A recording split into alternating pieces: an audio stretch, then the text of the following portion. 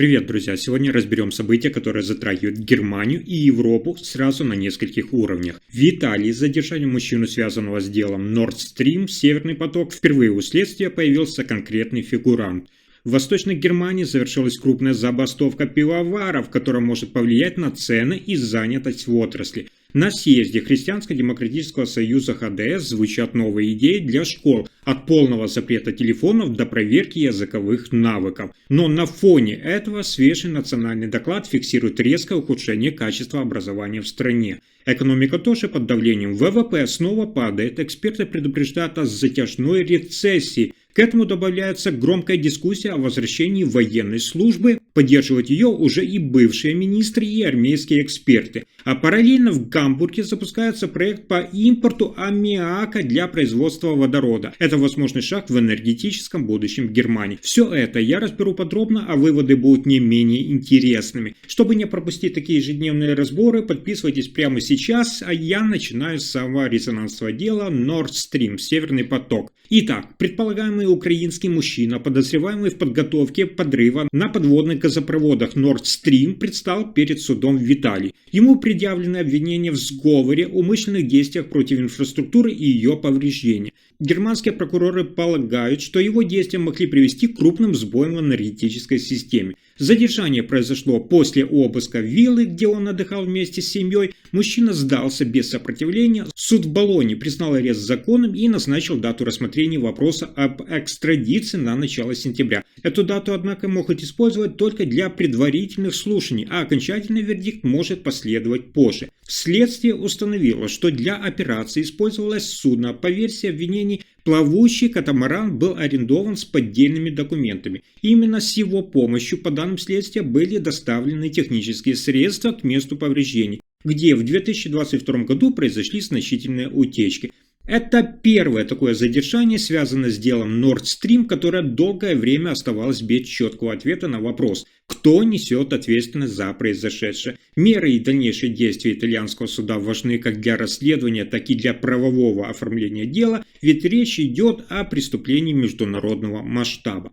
А дальше еще интереснее. В Восточной Германии завершился тарифный спор в пивоваренной отрасли. После нескольких недель забастовок профсоюзы и работодатели пришли к соглашению. Работники добивались повышения заработной платы, и теперь им гарантирован ощутимый рост. В ближайшие 2 года оклады вырастут более чем на 5%. Конфликт сопровождался масштабными протестами и остановками производства. По данным профсоюза, в ходе акции было отработано около 1300 часов простоя, а выпуск миллионов бутылок пива оказался под угрозой. Работодатели изначально предлагали меньше процента увеличения зарплат, но после переговоров удалось найти компромисс. Хотя соглашение касается лишь части предприятий в регионе, эксперты считают его важным сигналом для всей отрасли. А теперь важная новость. На съезде Христианско-демократического союза ХДС в Нижней Саксонии Себастьян Лехнер переизбран председателем регионального отделения партии. За него проголосовало 95% делегатов. Это лучший результат по сравнению с прошлым годом, когда он получил 88,5%.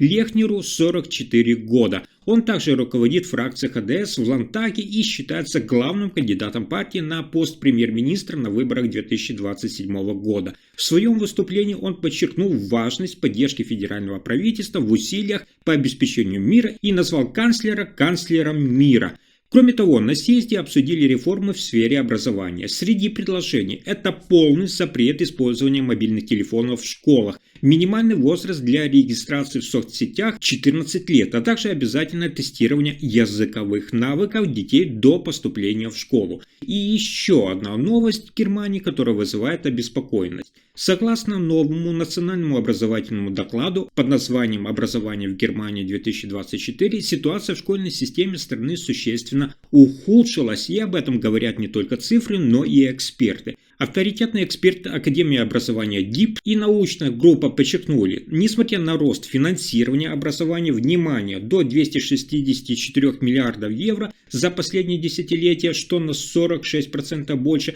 рост затрат не покрывает усиливающихся потребностей и вызовов. Ключевые проблемы – это нехватка педагогов и образовательное неравенство. В детских садах и школах ощущается сильнейший дефицит учителей и воспитателей, который сохранится до 2030 2035 года. Изменения в структуре преподавания лишь частично компенсируют недостаток кадров. Результаты тестов тревожны. Уровень грамотности и математических навыков у школьников заметно снизился.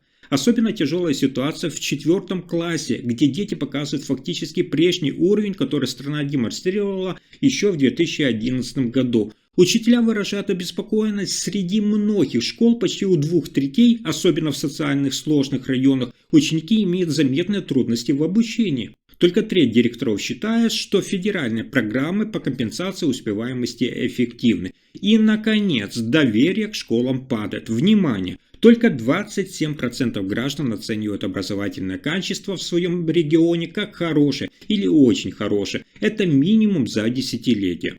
А дальше экономические новости Германии. Новые данные Федерального статистического управления показали, экономика Германии в начале лета сократилась сильнее, чем ожидалось. Во втором квартале 2025 года валовой внутренний продукт упал на 0,3%, хотя предварительно оценивали спад всего в 0,1%. Это означает возвращение к рецессии. Перспективы роста вызывают серьезную, конечно же, обеспокоенность. Министр экономики Катарина Райх, ХДС, заявила, текущая ситуация требует срочных структурных реформ. Среди мер это гибкий график работы, снижение налоговой нагрузки, упрощение бюрократии и удешевление энергоносителей. Эксперты оценивают причины спада так: слабая промышленность, строительство, падение инвестиций на 1,4% и снижение экспорта. Это ухудшает прогнозы. Восстановление экономики ожидается не раньше 2026 года. Комментаторы описывают ситуацию как углубление экономических трудностей. Эта тенденция может превратить 2025 год в третий год подряд без роста. Беспрецедентный случай в истории послевоенной Германии. И это еще не все. Бывший глава Министерства иностранных дел и экс-лидер СДПГ Зигмар Габриэль выступил за возвращение общей воинской обязанности в Германии. Он подчеркнул, без этого страна не сможет превратить армию в полноценную территориальную силу с резервистами. Сегодня их слишком мало и добровольцев недостаточно. По его мнению, возвращение к воинской повинности важно не только для армии, но и для общественной дискуссии. Цитата: «Мы живем в мире, где способность защищаться – это основа мира. Сильная вооруженная сила служит не для войны, а для ее предотвращения. Мы должны осознать, что наступило время взять на себя ответственность, понять, какие изменения происходят, и трезво оценить реальность». Конец цитаты. С ним согласен и Ханс-Петер Бартельс, это бывший обундсмен по делам армии от Бундестага. Он указывает на масштабные кадровые задачи. Цитата: «Без настоящей службы мы не сможем достичь целей НАТО. 260 тысяч активных военнослужащих сейчас и 460 тысяч с резервистами. На данный момент Бундесвер не может справиться с таким масштабом», заявил Бартельс. Тем временем Министерство обороны готовит новую модель воинской службы. Министр Борис Писториус предлагает ввести добровольный новый военный сервис с финансовыми стимулами. Это обучение до 23 месяцев, бонусы, водительские права, языковые курсы и прочее. Обязательному призыву подвергнут исключительно в случае, если добровольцы не обеспечат требуемый рост численности. В нее вписывается идея задела на экстренный призыв. Эта возможность закреплена в Конституции и может быть активирована большинством голосов в Бундестаге.